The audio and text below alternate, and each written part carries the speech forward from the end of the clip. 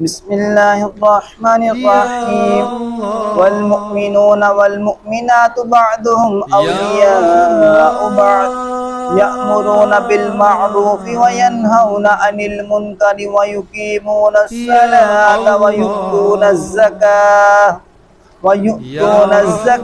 ویطیعون اللہ ورسولہ اولئک سیرحمهم اللہ ان اللہ عزیز حکیم۔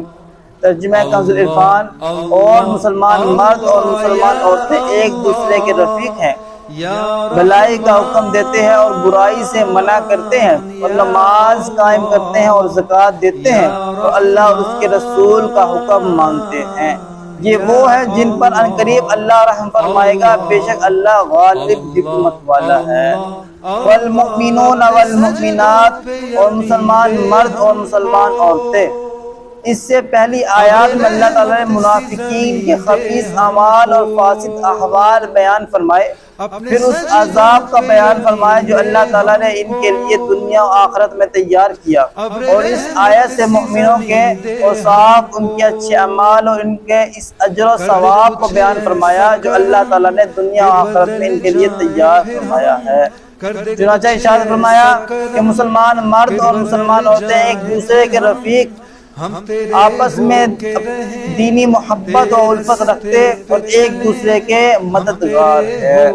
اللہ تعالیٰ اور اس کے رسول صلی اللہ علیہ وسلم پر ایمان لانے اور شریعت کی اتباع کرنے کا حکم دیتے ہیں، اور شرک و معصیت مانا گناہ سے منع کرتے ہیں۔ فرض نمازیں ان کے حدود ارکان پورے کرتے ہوئے ادا کرتے ہیں، اپنے اوپر واجب ہونے والی زکوٰۃ دیتے ہیں، اور ہر معاملے میں اللہ تعالیٰ اور اس کے رسول صلی اللہ علیہ وسلم کا حکم مانتے ہیں۔ ان صفات سے متصف مومن مرد اور عورتیں وہ ہیں جن پر عنقریب اللہ تعالیٰ رحم فرمائے گا اور انہیں دردناک عذاب سے نجات دے گا، بے شک اللہ تعالیٰ غالب اور حکمت والا ہے۔ اس آیت سے تین آیات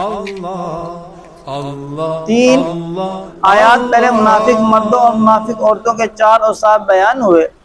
یہ سب نفاق اور اعمال خبیثہ میں یکساں ہیں۔